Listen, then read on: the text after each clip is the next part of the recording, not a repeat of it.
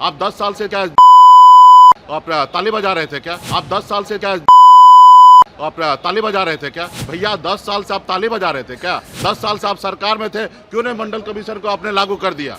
प्रधानमंत्री जी इतना झूठ बोलते हैं, हम लोगों को शर्म आ रहा है कि हमारे देश का प्रधानमंत्री सिर्फ चुनाव जीतने के लिए इतना झूठ नहीं बोलना चाहिए। उनको पहले तो वो बताना चाहिए कि जो उन्होंने वादा किया उसके ऊपर काम करना चाहिए। पनोरमा ग्रुप, जो सोचता है वो करता है। आपके अपने सपनों का आशियाना।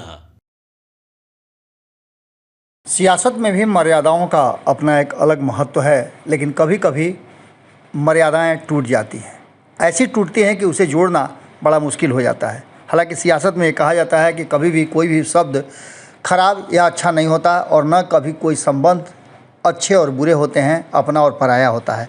सब वक्त के हिसाब से बदल जाते हैं, लेकिन इन सब के बावजूद जो आम जनता के मन मानस पर छाप छोड़ता है वो कहीं ना कहीं लंबे समय तक रह जाता है। ऐसा ही कुछ देखने को मिल रहा है 2024 के लोकसभा चुनाव में। बयानों के तीर लगातार छोड़े जा रहे हैं। ऐसे में जब से मुकेश सहनी इंडिया गठबंधन का हिस्सा बने हैं, उसके बाद आगे करके उन्हें लगातार फायरिंग रेंज में रखा गया है, और वो फायर कर भी रहे हैं। आरक्षण खत्म करने को लेकर के बातें कर रहे हैं, तो वहीं अपने समाज के आरक्षण देने की बात कर रहे हैं। यहाँ तक कि उन्होंने प्रधानमंत्री नरेंद्र मोदी को बोला कि वो इतना झूठ बोलते हैं जो शर्म आती है उनकी बातों को सुनने में। इन सारी बातों को लेकर के ओबीसी की बात कर लीजिए, ईबीसी की बात कर लीजिए, आरक्षण छीनने की बात कर लीजिए, ये सारी बातें वो कहते हैं। लेकिन आज तो हद ही कर दी उन्होंने एक बयान और पत्रकारों द्वारा पूछे गए सवाल के जवाब में अमित शाह को लेकर के ऐसी बात कह दी जिसने बिहार की राजनीति में एक भारी बवंडर मचा दिया है। अब क्या होगा इसके आगे, ये देखना दिलचस्प होगा। लेकिन हम पूरा का पूरा बयान आपको सुनाते हैं, क्या कहा है मुकेश सहनी ने।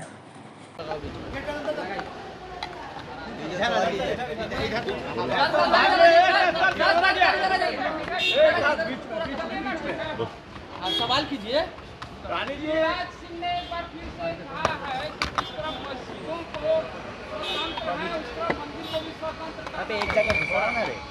देखिए, गिरिराज जी तो पहली बार इस तरीके का बयान नहीं दे रहे। गिरिराज जी जैसे और भी बहुत सारे नेता हैं, खास करके भाजपा के पास, वो भाईचारा को और आपस में सद्भाव रहे इसको मानते नहीं हैं। हमेशा वो नफरत की राजनीति कर रहे हैं। आज की तारीख में चुनाव का समय है।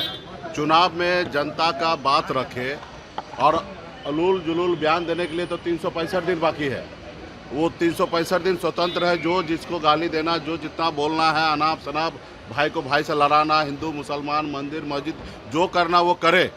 लेकिन कम से कम चुनाव के समय में उसको अपना बताना चाहिए कि नवादा में 5 साल में उन्होंने क्या किया। अभी आप बेगूसराय गए, वहाँ पे 5 साल आगे आपको जनता चुनेंगे तो आप क्या कीजिएगा। तो ये रिपोर्ट देना चाहिए। आपके देश के प्रधानमंत्री जी 10 साल रहे हैं। 10 साल में उन्होंने जो जो वादा किया सीना ठोक कर, भाइयों बहनों भाइयों बहनों भाइयों बहनों, तो भाइयों बहनों को बताइए कि भाई आपने क्या किया और कहाँ आप सफल हुए।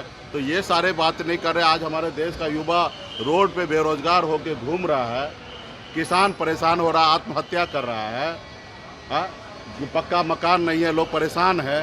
तो ये सब चीज़ छोड़कर आप उलूल जुलूल का बयान दे रहे हैं। उनके ऊपर अभी कोई क्या टिप्पा टिप्पणी करना, वो ऐसे ही बोलते रहते हैं।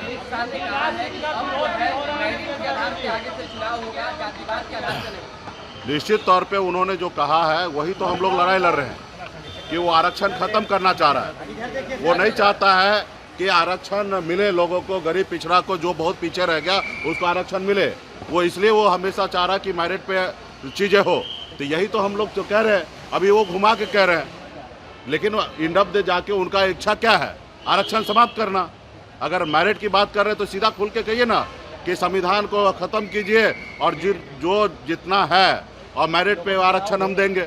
आप तो वो नहीं कह रहे। आप मेरिट पे जाति, भाई जाति हमारी पहचान है। हर जाति का अपना एक पहचान है।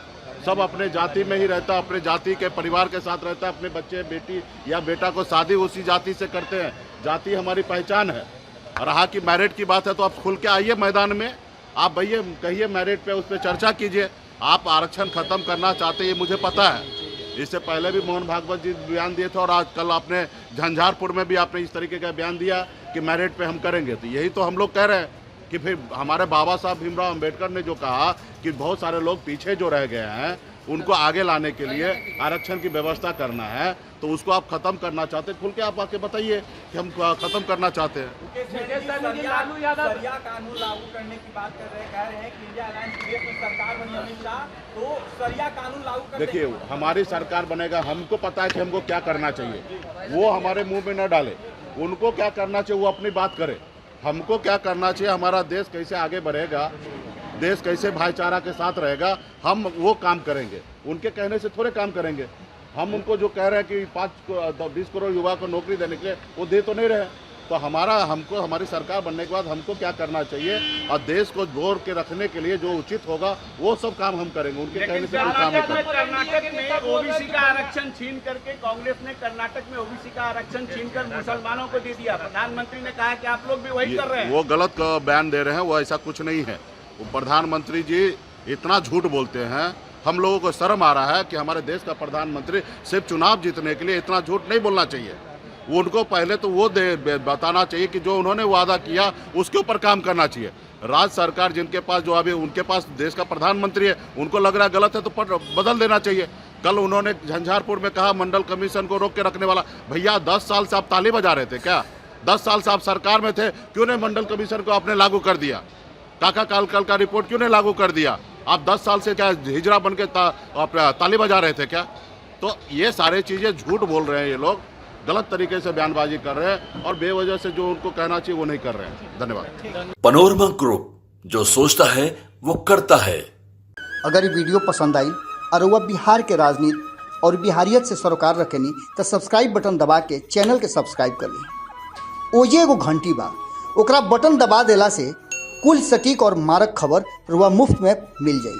अगर रुआ पत्रकारिता के हमनी के नया प्रयोग में सहयोग कर चाहतानी तो ज्वाइन बटन दबा दी। पेटीएम नंबर नोट कर ली 9386816700। धन्यवाद।